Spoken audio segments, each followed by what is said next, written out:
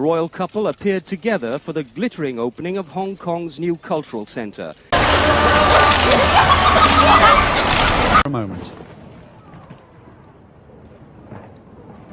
It was a private moment in a public place. The joy of has just confirmed that Diana, Princess of Wales, has died following the car crash at midnight in Paris. Since last Sunday's dreadful news, we have seen throughout Britain and around the world an overwhelming expression of sadness at Diana's death.